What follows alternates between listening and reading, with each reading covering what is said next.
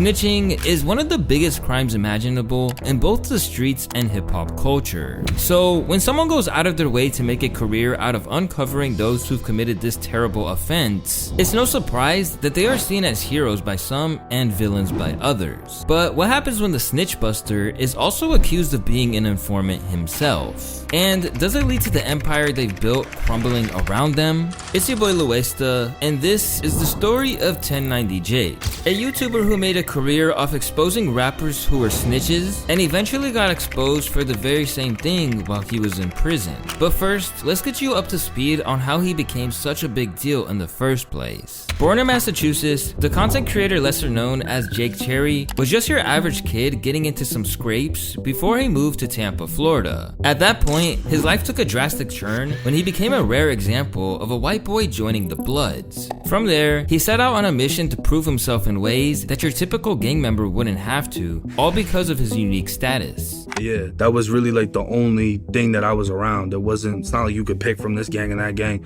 Where I was at, it was just mad Bloods. So I kind of naturally went into that space, ended up getting brought over to a specific block, and it went how it went. People respect violence, so it's kind of like I feel like I had to do more than a lot of other people were doing. The specific person that I met though that brought me into the situation was mixed, so he wasn't really tripping off the race shit. Sent to juvie when he was just 16 years old over a stolen gun, he was then sentenced to 3 years on a robbery charge where he began to learn the ins and outs of the prison system. Okay. So I went to state prison when I was 18. As far as like the actual juvenile, the Department of Juvenile Justice, it was either 16 or 17 when I first went in there. They were trying to link me to an armed burglary. So I got hit with the possession of a stolen firearm, armed burglary, and I ended up beating the case because my co-defendant more or less took the rap in the case. According to him, this led to a whole host of fights behind bars, and even a hit being placed on his head by the Gangster disciples that led to Jake's face being slashed. But if you ask some people, Jake's time in prison went a little differently to the way he tells it. However, we'll get to that later in the video. Once he got out, Jake received 2 years of probation and moved back to Massachusetts. Free from gang life, he began to use his in-depth knowledge of the prison system and started making content on his own channel known as End of Sentence. Back then, he was just spreading awareness of his own experiences and raising awareness of what he had experienced inside. This video right here is gonna be about how I was cut inside of prison. But once he started to run out of his own stories, Jake built a name for himself from exposing others. Before long, he had his very own content niche where he not only covered the same gritty stories of inner city violence that we're used to hearing, but would also use any resource possible to expose alleged snitches in hip hop. And in doing so, he'd make himself one of the most hated figures in the culture among all of those rappers who had paperwork on file that they wished they could outrun. Beginning with regional MCs before working his way up to bigger names, 1090 Jake made himself a fully fledged career out of putting rappers on blast for their past indiscretion. Whether it was Spot 'em Got 'em, Boston Richie, Finesse 2 Times, or even Quality Control CEO PRP Thomas, 1090 Jake was putting everyone's business out there. And each man has been left stained with the brush of being a potential cooperator ever since. But every time their paperwork came out in videos that racked up millions of views, the first thing they would do is try to discredit him. Just look at how Boston Richie was scrambling to cover up the interrogation video that 1090 Jake had posted. One of the hottest young rappers in the streets right now who ran it up off of public housing. Got one of the hottest songs with Future right now. Also, his work with Lil Durk is now forced to stop his momentum to address snitching allegations. A man by the name of 1090 Jake recently released a video that shows Boston Richie in an interrogation room years back for nearly an hour. Richie is now explaining what happened. Apparently, this all centered around the death of his cousin. He said he was giving the police the runaround. He said it was a goose chase. Everybody know about it. I ain't give a fuck about that shit, cause like my whole city know what's going on. My whole city already know like who I'm as a person. Richie wants to know why fans would trust a guy like 1090 Jake anyway. A guy that ain't from the streets, but speaking on everybody's case when it comes to the streets. Man, I know what happened. We was there when this shit went down. I don't care about the internet got to say or what another nigga from out of a whole nother city got to say, man. This some shit that I don't talk about them from niggas out my city probably one time. And the nigga on some shit like, man, we not talking about that shit. Like, we niggas, you ain't got to convince that you silent. This wasn't even the only interview that Boston Richie would go on where he discussed the situation at length, which showed just how much it really affected him and his brand. To this day, it's still the main thing that hangs over his head in terms of controversy. From up-and-coming rappers to literal CEOs, no one was safe from 1090 Jake's brand and investigative journalism. Even when those accused branded him as a clout chaser, or in the case of 03 Greedo, who Jake accused from dealing with the feds, literally banished him from an entire city. Me and him never spoke. He didn't say nothing disrespectful in the interview. He said it was fake. He said he never gave an interview with the DEA. Mind you, all the paperwork I went over in the video came from them. So then I made the request myself to the county and I got the full affidavit. And you know, I got banned from LA by the Grapes right after that video. So I flew out right after and did an interview on No Jumper. And I brought the affidavit, the copy of it that I got from the county, and everything matched up. He's saying he's gonna get the video. I requested the video. They said it doesn't exist anymore. I don't know if he's ever gonna get that, but I don't know. But he's basically denying it. Yeah, he's denying it, and he's got a lot of people that are backing him on it. Like, oh, that doesn't count. Why does it not count?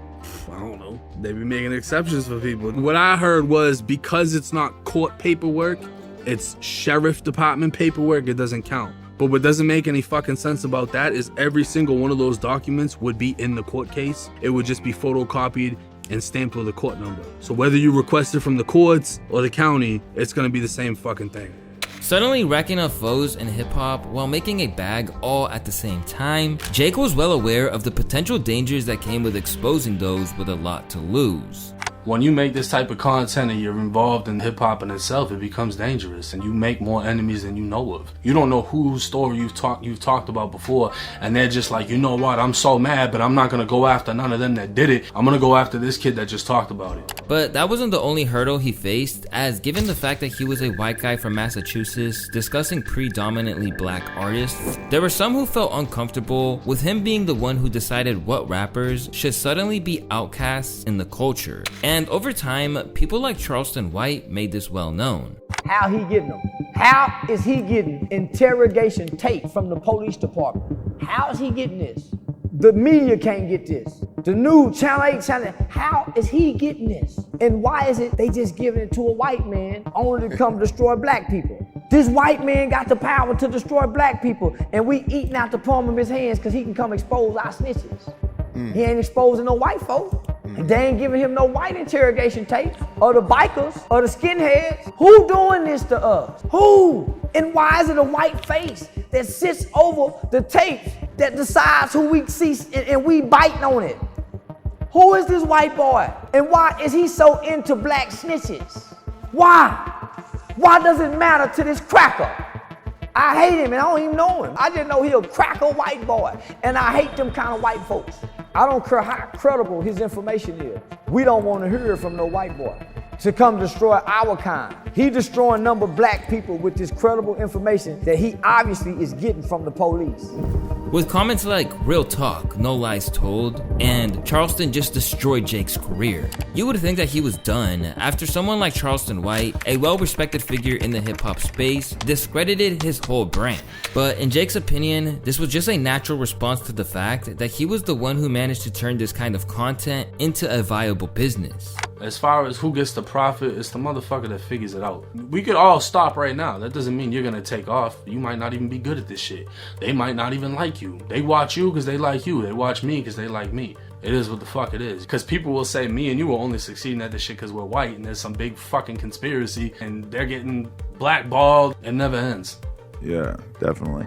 Besides, it's not like everyone was against him. In fact, some people actively supported what he did, and his reputation for outing informants led to him being shouted out by Lil Durk on the track Eyes Red. Iski beat his body, he the man, even though the witness took the stand. 1090 Jake on the ground, black snitch and short to the fan. He even got the seal of approval from some of the most notoriously opinionated figures in the culture, like Boosie. 1090 Jake said like 3 of the people in the XXL freshman issues are snitches and have paperwork. Right. You know what I'm saying? More and more and more and more and more. Like more paperwork is popping out of the woodwork, and it's just like crazy. It's just bad, bro. Appreciate 1090 Jake too, bro. Like, you fuck with him?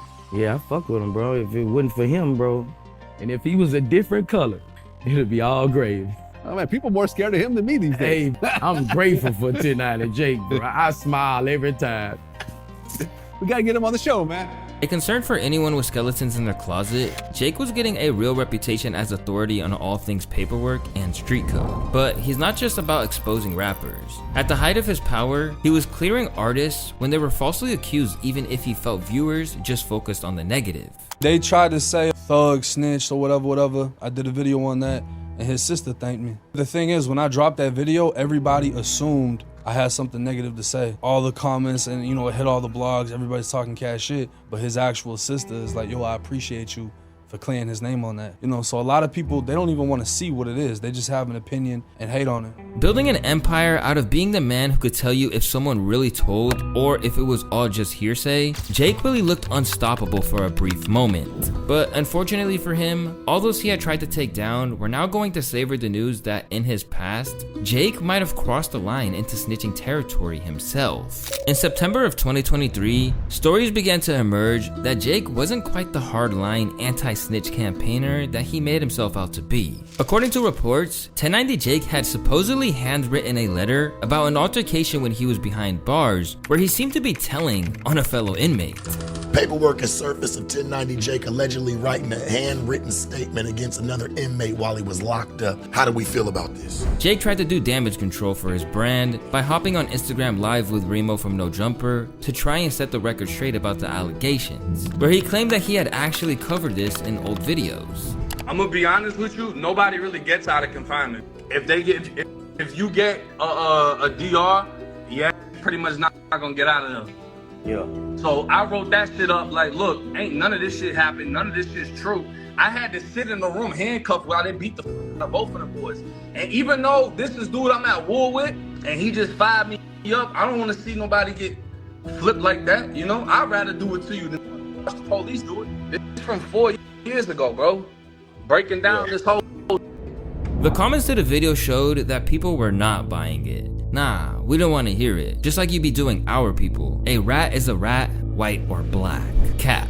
No explaining yourself. Bottom line, you a snitch, goofball. But one thing about making a lot of enemies is that when your own downfall is taking place, they'll pile on. So, where Jake had previously grilled someone like Wack 100 over the fact that he had been in the vicinity of a few snitches before, like Tekashi and Skinny from the 9, it meant that the minute that he was the one under the microscope, they were ready to go and try to wreck his whole reputation. Running this snitch paperwork, right? Right. So I was like, cool, we're gonna run that, but let's talk about your snitch paperwork.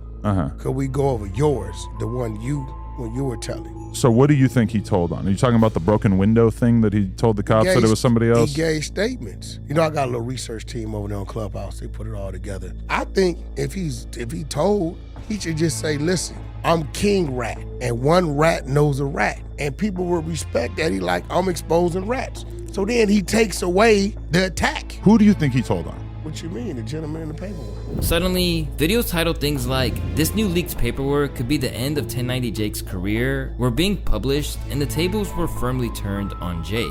This presented a real problem, as now, it meant that Jake wasn't seen as a vital voice, but just another internet personality with a shady past. And now he's had to defend himself about it in every interview, since alongside posting a 40-minute video where he went over every allegation in an attempt to dead them once and for all. You were actually accused. Yeah. Of snitch. Again, they're not giving up. So paperwork surfaced of 1090 Jake allegedly snitching on an inmate while he was in jail. Accusers claimed he spoke on another inmate fighting in a handwritten statement. The end of the statement also said, "Please help me," addressed to the warden as he expressed that he was threatened, blackmailed, and assaulted and needed help. Yo. So you're familiar with the situation. Yeah, I'm dead. I was mad soft in prison. Yeah, so everybody said I wrote a statement. What I wrote was a grievance, right? Okay. So anybody that's familiar with being incarcerated, a grievance is basically like a complaint. So I filed a grievance. Now I wrote in the grievance, these CEOs are trying to fuck with me. They trying to do this, they trying to do that, set me up, beat me, whatever. I'm trying to get the out of here. The CEOs are lying on me. My grievance had really nothing to do with the situation other than they lied in the situation. Nothing I wrote in the grievance could be used against another inmate because I named him in. They know what happened. We already got found guilty for this. So nothing I said could be used against him. But they try to put it out there like I wrote a statement against him. That's what got him sent to confinement, this, that, and the third. So the internet went crazy. Besides the fact that the story devalued his content, another issue was that everyone aside from his own fans just weren't accepting his attempts to bail himself out of the hole that he found himself in. Crazy how it's double standards when it's you involved, moving the goalposts when it's you. Dude is a rat. Left without the untouchable reputation he once had, his critics were now looking at his whole operation sideways. Well, he snitched. That's how you know how to expose. He snitched in jail, wrote a grievance on it. He talked about that. He said he didn't snitch. But they got paperwork said he did. If you write any information, that's telling. Didn't he give information on a CO? Telling is telling, whether you tell on a CO or not. If you tell on a CO, you'll tell on a crook because you got a nature of telling. Telling is telling. You don't tell on nobody if you don't tell. A CO, a cop. The crooks don't go file complaints on cops. They take the mistreatment and wrongdoing. I'm a crook. Okay. Crooks don't get treated fairly. Crooks don't get rewards. Crooks don't get benefits, hard times, consequences, and repercussions. This period is where things really began to go south for Jake, because rather than these comments going away, they've now become a permanent part of the narrative around him, putting a question mark next to basically everything he does. And as Charleston White going at him wasn't bad enough, he's even had one of the biggest lawyers in hip-hop going after him. Lawyer Bradford Cohen, an attorney who's represented stars like Drake, Travis Scott, Vanilla Ice, DeAndre Baker, Polo G, DMX, Dennis Rodman, YNW Melly, and others. Bradford also had a close professional and personal affinity with Kodak Black. During his time exposing prison business, Jake called out Yak for not only collaborating with 6ix9ine, but also for allegedly being placed in protective custody while he was in prison. And eventually, Bradford clapped back to say that Jake had ulterior motives. This story is strange. 1090 Jake wanted an interview with Kodak about his feature on a record. When he didn't do the interview, this guy came out and said that somehow Kodak told on jail guards. When I filed a lawsuit against guards, which is part of the basis for the commutation, for failing to allow Kodak access to religious leaders and abuse, that was telling. Meanwhile, I just got DMs from a person with docs where 1090 Jake gave a sworn statement as a witness in a shooting and gave a statement to police about other individuals. Once again, Jake tried to brush this under the carpet and left a comment on the post stating, "You a lawyer, request that shooting case and see nobody existed in that case. Talk about why Kodak ain't come out of his cell." Hit with accusations that he is a snitch every time he tries to comment on what a rapper is embroiled in, it seems less than coincidental that these days, he plans to pivot his content into different territory. Well, like I said in the beginning, snitching is pretty much over with. Early on in my YouTube career, and I mean like before 50,000 subscribers, I did interviews, and I feel like I want to tap back into that realm. You know what I mean? I feel like I followed in the footsteps of, I say, academics, finding a way of becoming hated through YouTube. And now that I've done that, I'd like to follow in the footsteps of others, even yourself, and establish myself in a different way within hip hop and just bring some new things to the table, shed light on some things that I feel I can bring forth, like the Florida culture, the prison culture, bringing on a lot of people whose stories haven't been heard. And I think that's the direction that I want to take on my channel. I want to get away from the snitching. Looking to become a more conventional content creator, some of his fans wonder if he's burned too many bridges to be sitting there doing interviews with elite level rappers. What Jake had going for him is that people love to see other people's lives in worse shambles than their own. He's made enemies. To make matters worse, it was his tendency to find dirt on artists that was recently referenced in one of the biggest rap beefs of our time. On Drake's failed attempt to save face in his feud against Kendrick with The Heart Part 6, Drizzy referenced Jake as a way to clear himself of any wrongdoing by saying that if there were dark secrets lurking, he would have found them. Where's the paperwork of the cabinet is filed in?